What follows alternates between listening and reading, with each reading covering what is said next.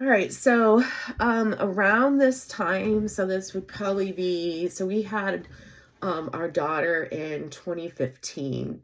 And when we first started to be together, I had shared with him I wanted to have two kids. And he was fine with that.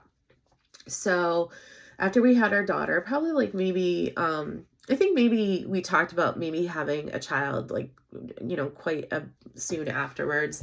But I wasn't really ready to have another one that quickly. So I said, let's wait a few years and see. So I and then as time went on, I'd be like, do you think, we should talk about having another child? If we do, I kind of would like us to make this decision by the time I turned 42. That was kind of, where I felt like I could still physically have a child and be relatively safe and healthy about with that. But also know that, as I aged and got closer to retirement and that sort of thing, I'd still have the energy to take care of another child. And I really never wanted my daughter to be only child in this country. And I'm going to say that because she does or did have a relationship with her brother, her half brother in Jamaica. And I always encouraged that. But I also know even though she would see him, it wasn't all the time, and they never lived under the same household or same house. And I wanted her to have that experience of having another sibling in the house.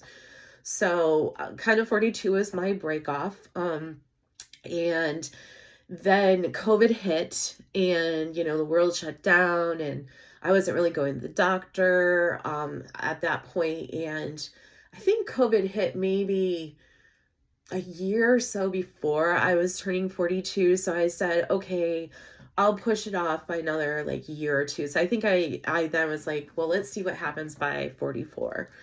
And at that point, he wasn't as interested in having another child. And then we ultimately decided not to because, can you guess why? We couldn't financially support another child, which is legit. We couldn't because we were still living paycheck to paycheck. And, it is smart and responsible to not bring another child in this world if you cannot afford them. I mean, daycare is expensive.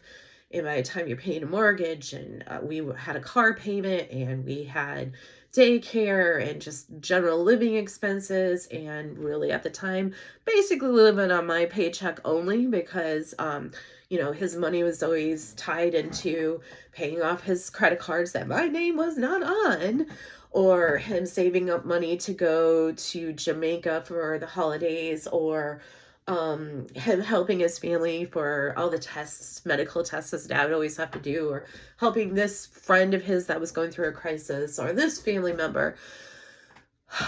There was never enough money to have a second child. So I will tell you, I'm very bitter about this because we only ended up having one child, and she is the best thing that ever happened to me and the best thing that ever happened out of this relationship. And I would not change for the life of me of having her in my life. But I am still trying to deal with the fact that the opportunity of having a second child was taken away from me because of his selfish bullshit. And I know at this point you still don't know all of it. I'm sure you're guessing. I'm sure you've got some thoughts as to what's going on.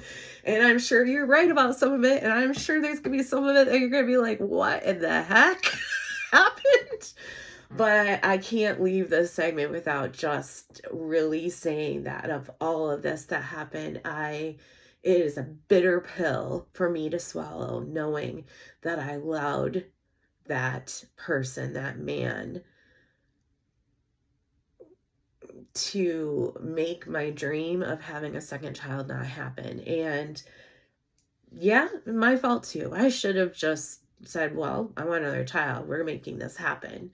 But in child making, it takes two. And I was not willing to go and sleep around with someone else just to have another child. And adopting is also expensive. It still would create another, another person that would need financial help, having another child. So, the child thing, it's a little different. It's a harder one to say, oh, well, I should have just did my own thing. Because regardless, you're still going to have those financial strains. And since I did not know what was going on with our money, mainly my money, I went along with it because I was like, okay, that's fine. We have a beautiful, wonderful, loving, awesome, smart, intelligent, brave, kind, fabulous daughter. And I am content with that, and I will be content. But I do sometimes think what life would have been like for myself and for our daughter if we had had another child. And we won't find that out because I am knocking at 50's door. I'm 47 and I am not having another child. I am too old to do that, too tired to do that, too close to retirement. So I hope maybe if my daughter decides, she'll make me a grandma and I'll have more kids that way. Plus, I live somewhere where a lot of my friends around me have kids, and so I can enjoy little ones still. But I do wish I would have been able to have that experience of being a mom to two. So.